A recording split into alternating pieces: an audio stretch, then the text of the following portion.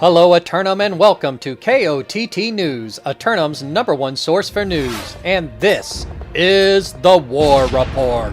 No change in the dynamic of Eternum last night, as Carl Sagan's pagans are turned away in Brightwood by the forces of Kokyotos. KOTT news crews were on the scene for reactions from the citizens at 11 when we ran into Kokyotos preparing to travel to Morningdale for a celebratory hot tub soak. I'm sure the citizens would just like to know what's going to go on with Brightwood as we're coming out of the harshest winter in Eternum's history and then going into spring. Honestly, our future goals are just to stay on top of the forums and see if the devs actually care about us.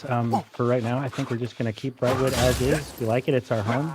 Try not to keep taxes too high and, keep everything upgraded and the upkeep on top, 3 simulated fantasy combat resolutions on tap for tonight, brought to you by LARPCO brand Simulated Fantasy Combat Gear. Up first, Running Dawn attempts an early evening assault on Eternals for the rights to control the medicinal hot springs and bamboo forest preserves of Ebonscale. Founding house of Weaver's Fen, Running Dawn was one of the first 8 to claim land in Eternum before losing it in conflict to Imperial Guard after 2 weeks. That was the beginning of their story of perseverance, which continues on today as they attempt to retake Ebonscale in the name of the Covenant.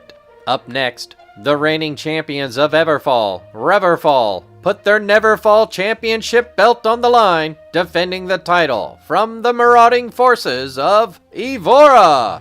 Evora has recently begun expanding their territory, successfully negotiating Restless Shore from Iterum Autem for some agreed-upon, undisclosed terms. For Neverfall, their second Neverfall, on their journey to overcome the current Neverfall record of 10, currently held by Elysian, who have retired. And in the nightcap, newcomer, All Your Bacon, tries to bring home the bacon by taking the financial capital of Windsward from the forces of Regime. Recent negotiations involving original claims of land ownership have caused marauders of Hex lineage to rise up and demand the Great Trade Hub be made green. But regime forces have their own plan for the tithings gathered in Windsward as they continue to sacrifice gold to the Death Wall in an effort to appease it, hoping it will unveil the lands beyond. KOTT news crews are signing up for the press pass tonight, so be sure to tune in for complete coverage and reactions from the citizens at 11. Until then,